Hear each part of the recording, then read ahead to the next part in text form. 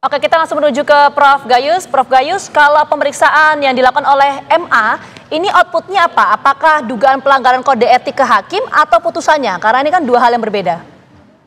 Kalau hanya perilaku atau kode etik, terberat ada pemberhentian kalau terungkap. Tetapi kalau ada intervensi lain, tentu ada kaitan dengan penanganan pidana. Tetapi saya harus mengatakan bahwa putusan hakim itu tidak berdiri sendiri, tapi ada satu konsep yang disebut criminal justice system, di mana mekanisme kerja hakim itu memang terkait dengan dakwaan oleh JPU misalnya. Apakah JPU telah cukup menerapkan menjerat dengan berat? Di sini kan dakwaan ada tiga. Pertama 338 menghilangkan nyawa orang.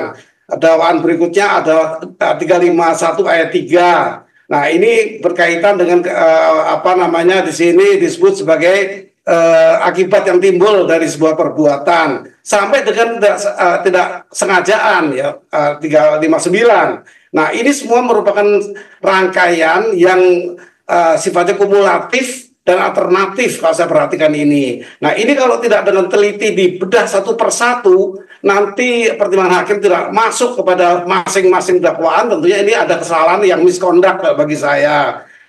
Tidak profesionalnya sebuah penugasan sebagai hakim.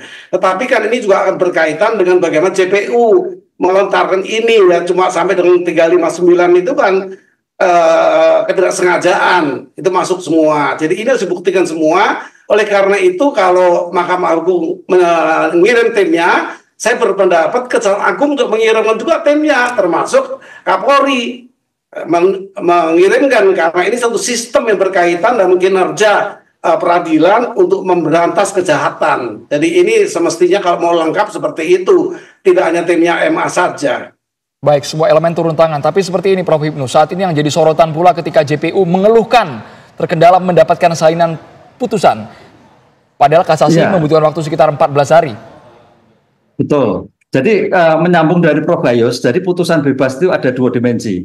Bebas karena tidak terbukti seperti yang dirumuskan, atau bebas karena profesional misconduct. Ini yang harus kita pahami dari segi ilmu pengetahuan. Ada dua kemungkinan. Apakah profesional misconduct, apakah bukti. Nah, sekarang kita lihat nanti putusannya seperti apa. Sepertinya tidak terbukti. Nah, dalam hal seperti ini nanti saya kira memang semuanya harus dilihat. Ya, karena ini bagian dari suatu sistem, sebetulnya putusannya apa? Ya, saya kira Mahkamah Agung. Kalau itu memang putusan bebas, karena dalam putusan bebas itu ada bebas murni dan bebas tidak murni. Kan itu. Bebas tidak murni itu sama sekali tidak ada bukti. Tapi pertanyaannya apakah masuk kualifikasi bebas murni? Kan enggak. Diartikan maka bebas tidak murni. Dengan demikian maka jaksa dalam 14 hari wajib. Ini perkembangan ilmu hukum. Karena kalau kita lihat baca kuhap, seseorang putusan bebas itu harus dikembalikan pada harkat martabat keseorang. Tidak ada upaya hukum. Tapi dalam perkembangan jurisprudensi, karena dimungkinkan dalam peradilan itu salah, keliru, khilaf, maka jaksa menganggap itu keliru, khilaf, wajib melakukan upaya hukum kasasi. Ya, Prof. Hipnu, ini kan kalau kita dengarkan ya pernyataan yang disampaikan oleh pihak jaksa, menyampaikan bahwa belum mengajukan kasasi sebagai langkah upaya hukum selanjutnya, ini karena terkendala salinan putusan belum diterima. Apakah salinan putusan ini sifatnya memang wajib, artinya harus menunggu dulu, atau bisa opsi lain, Prof. Hipnu? Ya, dalam terminologi kuhap kalau berbasis pada undang-undang adalah menerima salinan. Tapi dalam perkembangan teknologi kan sudah diupload. Satu, kan sudah ada petikan.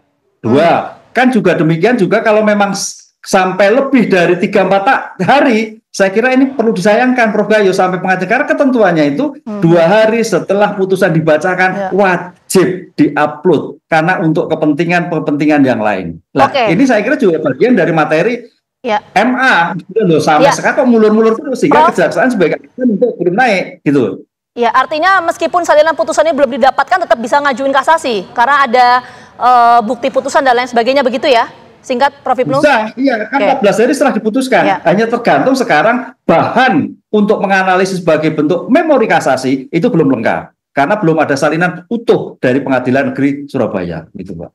Baik, Prof. Gayus, ujungnya seperti apa, Prof? Ketika Mahkamah Agung nantinya sudah bertindak, apakah ada sanksi tegas yang berakibat fatal pada hakim ini? Diberhentikan, putusannya dianulir, atau bagaimana, Prof? Kalau ada indikasi pelanggaran berat sehingga sampai dengan pemecatan ya minimal, apalagi ada pidananya, itu MA segera membentuk MKH. Saya berkali-kali juga menjabat di jabatan itu, yaitu Majelis Kehormatan Hakim. Dari sanalah akan terungkap semua peristiwa di internal Mahkamah Agung yang dipimpin oleh Hakim Agung senior untuk bisa meneliti apakah ini proses misconduct ataukah memang ini betul-betul ada pelanggaran karena intervensi. Nah, itu nanti akan terungkap di majelis ini. Oke, baik. Terima kasih banyak Prof. Gayus dan juga Prof. Hipnu atas waktunya. Kita nanti sama-sama nunggu ya bagaimana pengajuan sidang kasasi yang dilakukan oleh jaksa. Sekali lagi terima kasih atas waktunya sudah bergabung bersama kami. Sehat selalu.